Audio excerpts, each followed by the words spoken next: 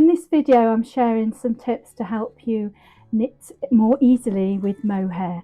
I had a question recently from a knitter who was struggling a bit with knitting with this type of fibre, and for good reason. Hi, I'm Donna, and if you're new to this channel, welcome. I'm glad you're here. As I say, today we're going to look at how to make it easier to knit with mohair. Cast your mind back to the 80s. Mohair was very popular indeed, but it has also become increasingly popular over recent years again. As we know, things go round in cycles. It's a beautiful fibre to knit with, but it does come with its challenges. So mohair yarns are very floofy, very fluffy, and that fluff is due to the fibre that it's mostly made up of, which comes from goats. And the fibres are actually quite long. And but this gives us this lovely kind of halo effect, this fluffy effect, but that can cause us a few challenges. Firstly, it can feel very strange on the needles because although there's a lot of floof, sometimes the actual core of the yarn is quite fine, but you need to knit on quite a loose gauge with this fibre, as the fibres will sort of plump out and fill any kind of gaps in the stitches. So in effect you're often knitting with larger needles than you would for example a lace weight yarn. For normal lace weight yarn you'd probably be knitting on quite fine needles, but for things like you know, the fine mohair, you're actually going to be knitting usually on 3 and 3.25 millimeters to 5mm needles. So you've got this strange thing, as you often do with very beautiful lace patterns. Actually, you've got fine yarn happening on relatively large needles, and that can feel a bit weird. But the other issue with the fibre is because of these beautiful long fibres, they can snag easily. So a consideration is not only about the size of the needles that you're using with the yarn, but the material of the needle, how that actually is. So because it's snagging on my very dry hands, get off get off. You need a really smooth needle. So metal needles work quite well, or if it's wood or bamboo, they need to be quite a well polished surface, like these. I think that's Knit Pro, and it really is very smooth. Metal ones, as I said, are smooth, could be straight metal. If you've got nice beautiful wooden needles or well-worn bamboo needles, I mean, I can feel on this one, I can feel some grain of the wood there, okay, and that's going to be problematic with the mohair because the little fibres are going to snag on that, okay. The other thing to bear in mind with needles, and get mixed views on this, some people say use an extra pointy needle like a lace needle, that makes it easier, or actually use a blunter needle.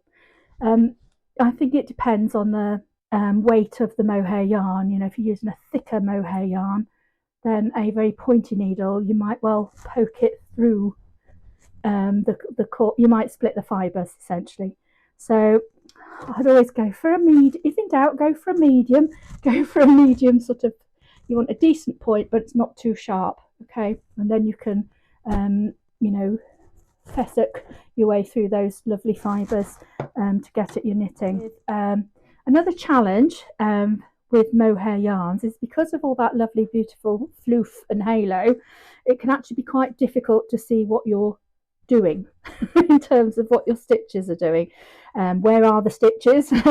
Also, if you were working a tricky pattern repeat, stitch pattern, it can be harder to see where you are in that to read your knitting, okay. It can be harder to do a tension swatch because it's hard to judge how many rows or stitches, but you can use if you're knitting a swatch in that way, you can use stitch markers. Stitch markers definitely become your friend with mohair. You can use stitch markers or safety pins to help you by marking out where 22 stitches is, for example. If the gauge you need to work to is 22 stitches, if you've got a stitch marker with 22 stitches in between, it kind of helps you gauge where your gauge is. Same with counting rows. So after so many rows, you can put a stitch marker either side of your 30 rows or whatever it is you need to be measuring for your gauge. So that's how that can help with that. Another challenge with mohairs, beautiful as they are, but they are difficult to unpick. You can't just, if you go wrong and you want to pull down a few rows, you just simply can't, rip that knitting back. You've got to really take your time, and you might be better to gently unknit and tink, or you really got to be extremely gentle, kind of pulling the yarn back out. The minute you pull that fast, those fibres are going to lock in on each other, and you never get that knot undone. Okay, so be mindful about that. Relating to the can't see what you're doing either kind of front, really, this yarn is beautiful. It does not need fancy stitches anyway. Let the yarn talk for itself. But the simpler the stitches, the easier that's going to be to avoid having any problems. It's going to be very difficult to unpick, to change out a cable many rows below, for example. Simple stitches, let the yarn do the talking, and you've got less worries in terms of seeing where you are, and also in terms of needing to undo and correct mistakes, because we all make mistakes when we're knitting. Unless you're Superwoman, I make mistakes all the time. If you're having difficulty with the yarn sticking to itself, and particularly if you do need to frog your knitting back, some people recommend popping the yarn and the knitting into the freezer for a bit so it's cold, and that kind of quietens it down. I can't really say if there's any value in that. I haven't tried that yet. Maybe something you want to try. Let me know in the comments below if you have tried that and how you got on with it. Some people also find it a struggle in terms of achieving neat, regular looking stitches. I think it can be quite disturbing for the neat freaks of us, but the fact is I don't think you can avoid having some irregularity in the stitches. It's part of how that fibre works and how it works on your needle.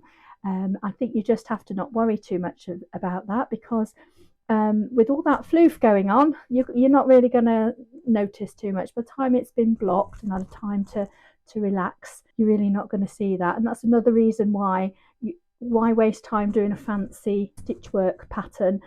You're really not going to, you're going to waste your time, really. You're not going to be able to see that very clearly at all. A little bit of pattern can make a difference, can look good, but anything too intricate you'll be wasting your time. So don't fret about the wonky stitches, just don't. And if you really are a neat freak, don't do mohair. That's those key kind of challenges, but it does make for really wholly beautiful yarn. If though that sounds a bit too challenging, you've got options. You could choose a yarn that's just got it's a mixed yarn with some mohair in. So for example, Kid Classic, Rowan Kid Classic this is, but I'm not, it could be any mix. This has got lamb's wool 70%, it's got 26% kid mohair and a bit of nylon for strength as well. You'll often find a bit of nylon in mohair to keep it strong enough to knit with. So what happens then is you get benefit of some floof, but it's a lot easier knitting. And another thing that works out really well is if you combine a strand of your fine mohair with a smoother yarn, for example, just some merino, you'll get that nice halo but it's going to be, although you've got the two yarns to strand together, because that kind of will nestle up nicely to the merino, whatever you're using underneath. It will make for easier knitting, but you still get quite a nice degree of halo. And it also, if you actually like a bit of a halo but are not really looking for full floofamundo, then it's quite good because it kind of calms it down. I've used it with Rowan felted tweed, so you've got that kind of textural, crispy sort of texture going on with the bit of the halo, and that works really well because you've still got a kind of robustness to the fabric, a little bit of weight to it, so it's not too ephemeral. but you do get that lovely luxurious fluff. So above all, the most important tip is, take your time. This isn't, hopefully you're not on piecework, not with mohair anyway. This should be fun, luxurious knitting. It's not something to be rushed. Enjoy every one of those stitches, take your time, and make something truly beautiful that you're going to treasure for years to come.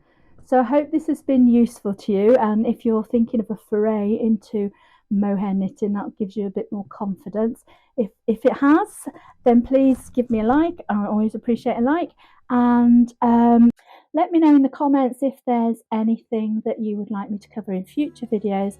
And speaking of future videos, try one of these. Anyway, thank you very much for watching, and I hope to see you again soon. Happy creating. Bye.